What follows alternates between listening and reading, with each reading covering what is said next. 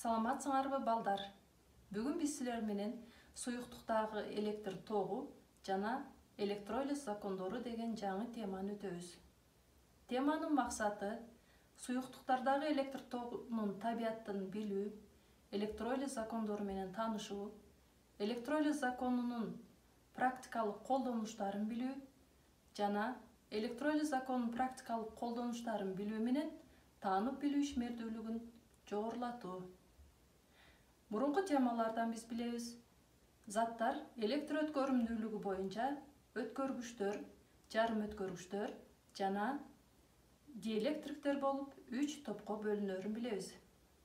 Ушул сыяктуу эле суюктуктар дагы өткөргүчтөр, жарым өткөргүчтөр жана диэлектриктер боло алышат. Бүгүнкү теманы түшүндүрүш үчүн мен силерге төмөндөгүдөй үй шартындагы демонстрациянын жардамында түшүндүрүүнү туура көрдүм. Ал үчүн биз жөнөкөй электр чынжырын түзүп алабыз. Электр чынжырында эмнелер бар? Электр чынжырынын учуна удалаш 2 пластинаны жайгаштырабыз, улайбыз. Бул пластиналар азыркы учурда бизде электроддор, анод менен катоддун кызматын аткарышат.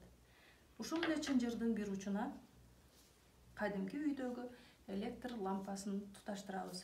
Бул электр лампасынын жардамында биз көрсөтүп жаткан демонстрациядагы натыйжаларды, токтун күчүнүн кандай болуп жаткандыктарын ушул лампа аркылуу байкоого болот. Анда экспериментибизди баштайбыз. Жакшылап көңүл бурабыз балдар. Ток булагына удалаш туташтырылган электроддорду үйдө биз колдонуп жүргөн аш тузуна салабыз. Ал аш тузуна салынган электроддорду ток булагына туташтырып, бул жакта ачкыч аркылуу туюктайбыз. Токтун пайда болуп жаткандыгын же жок экендигин бул лампочка аркылуу байкоого болот. Бул учурда азыр байкап жатсаңар керек, лампа жанбай жатат. Эмне үчүн лампа жанбай жатат? Биз билебиз, ток пайда болуш үчүн 2 шарттын болуусу зарыл эле. Потенциалдар айырмасы жана токту ташуучу заряддалган бөлүкчөлөрдүн болуусу. Азыркы биздин учурубузда биринчи учур бар. Потенциалдар айырмасы бул жерде бар. Себеби ток булагы менен туташтырылган. Анда экинчи учур жок экен. Токту ташуучу заряддалган бөлүкчө жок экен. Ушул эле тажрыйбаны суюктуктарда жүргүзөбүз. Биздин электроддорубузду дистирленген таза сууга салабыз. Дагы чынжырды туюктап, ачкыч аркылуу көрөлү, байкагыла. Дистирленген таза суудагы токту өткөрбөй жатат. Мында дагы потенциалдар айырмасы бар, бирок ток жок. Эмне үчүн ток жок? Демек, токту ташуучу заряддалган бөлүкчөлөр дистирленген сууда жок экен. Ушул дистирленген сууга бир аз азыр токту өткөрбөй жаткан аш тузунан салабыз, дагы экспериментибизди улантабыз. Эми ушул сууга электроддорду салып, кайрадан ток булагы менен туюктайбыз. Байкадыңарбы балдар? Бул жерде электр лампасы жанды.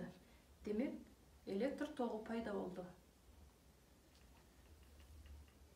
Туздардын суудагы эритмеси электролиттер деп аталат. Демек, электролиттер аркылуу ток өтүп жатат. Заряддалган бөлүкчөлөр пайда болуптур. Ушул эле экспериментти эми үйдө колдонуп жүргөн кум шекерди, дистирленген таза сууга кум шекерди салып улантабыз. Бир аз кум шекердин салабыз, дагы аралаштырып коебуз. Бул учурда ток өтөбү же өтпөйбү байкайлы. Электроддорду салабыз жана ток булагы менен туюктайбыз. Байкагыла. Бул учурда байкап атасыңар, лампа жанган жок.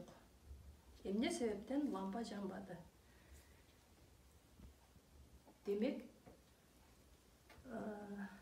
кум шекердин суудагы эритмесинде ток пайда болбойт экен. Демек анда токту ташуучу заряддалган бөлүкчөлөр жок экен. Ушул эле тажрыйбаны үйдөгү биз ичип жүргөн таза сууга салып да аткарып көрсөк болот. Байкайбыз. Биз ичип жүргөн таза сууда дагы биз билебиз, калий, магний жана башка химиялык элементтер бар. Демек, заряддалган бөлүкчө бар экен. Таза суудан дагы ток өтөт экен. Бирок лампанын жарыгы аркылуу токтун кандай өтүп жаткандыгын байкасаңар болот. Ушундай эле экспериментти лимонду сууга сыгып туруп улантсак дагы болот. Мына дистирленген таза сууга лимондон сыгып дагы электроддорду матырабыз. Кайрадан ток булагына улаштырабыз. Байкап жатасыңар. Мурунку биздин крандагы сууга караганда азыр лампага улаган учурда ток күчтүүрөөк өтүп жаткандыгын мына лампанын жарыгынан көрсөк болот. Мына ушинтип балдар, биздин экспериментибизде байкагандай, суюктуктардагы өткөргүчтөр жана токту өткөрбөгүчтөр болуп бөлүнүшөт экен.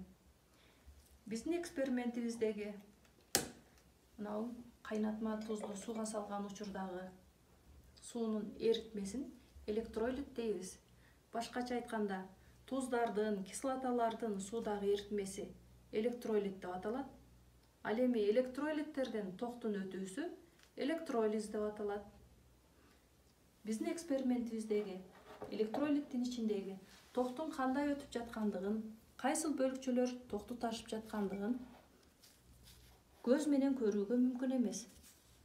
Ошондуктан биз балдар суюктуктун ичиндеги, электролиттин ичиндеги токтун пайда болуп жаткандыгын моделдөөнүн жардамында көрөбүз.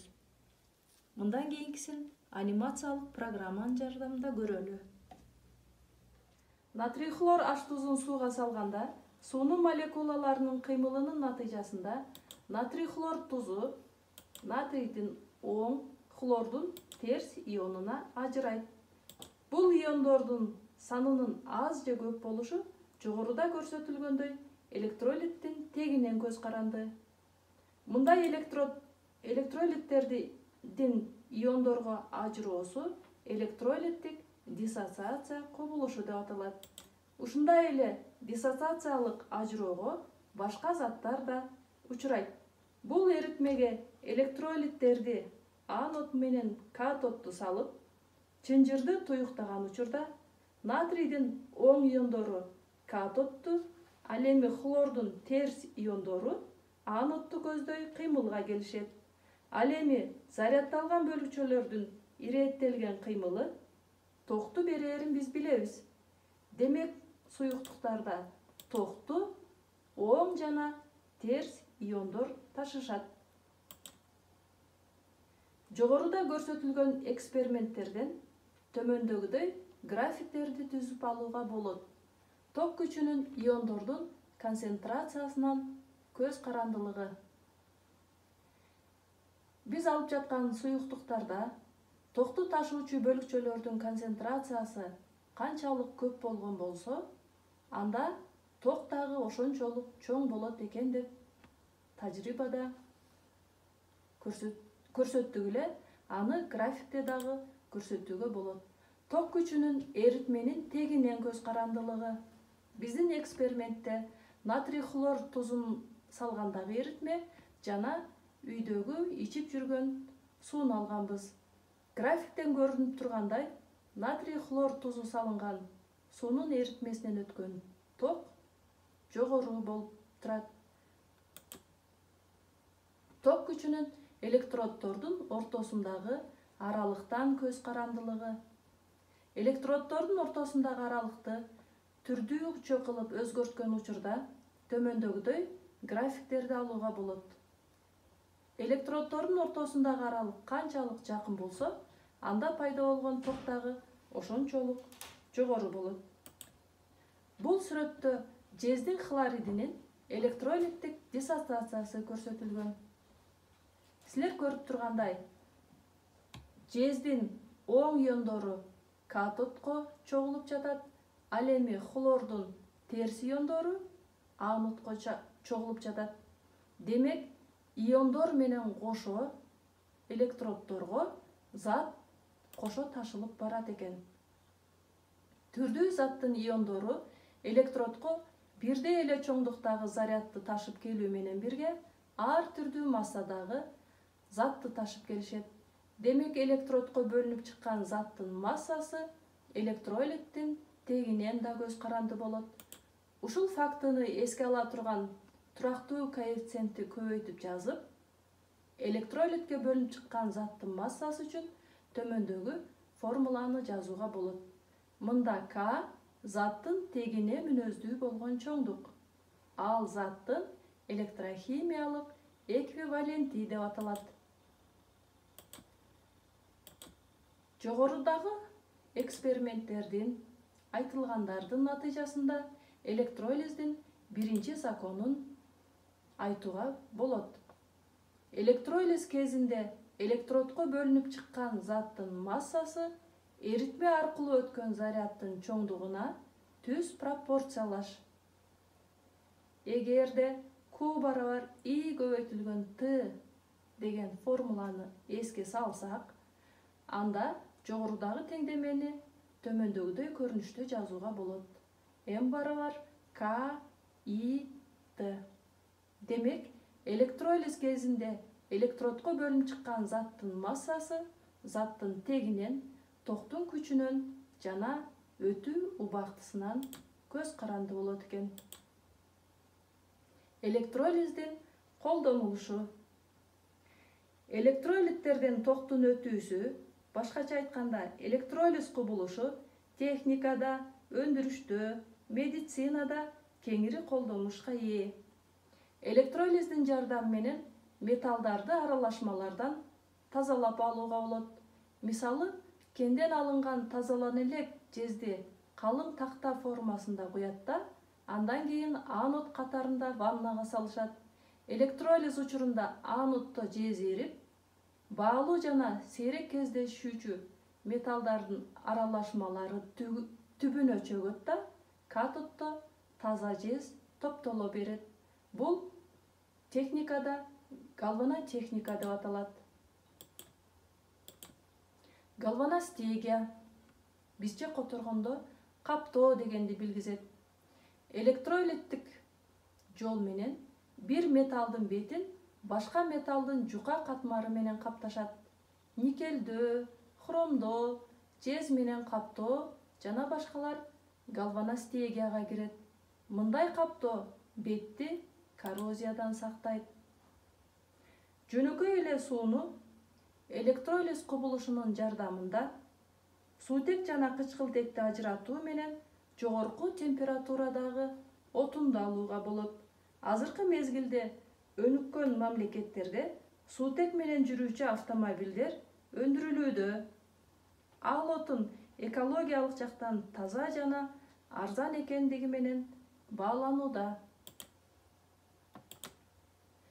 Мына ошентип сабагыбыздын жыйынтыгына келип жеттик балдар. Кандай жыйынтыктарга ээ болдук? Демек, туздардын, кислоталардын, щелочтордун эритмесинен, башкача айтканда, электролиттерден ток өтөт. Суюктуктарда токту оң жана терс иондор ташыйт. Иондор өзү менен түрдүү массадагы затты ташып келет. Электролиз кубулушу чоң практикалык колдонушка ээ. Мына ушинтип балдар, мен уктум, унуттум, мен көрдүм, түшүндүм деген педагогдордун сөзүндө айтылгандай, Бүгүнкү демонстрация анимациялык моделдөө силердин таанып билүүңөрдү арттырат деп ойлойм. Сабакты бышыктоо үчүн берилген төмөндөгү суроолорго жоопту электрондук даректен күтөм. Көңүл бурганыңыздар үчүн чоң рахмат. Саламатта калыңыздар.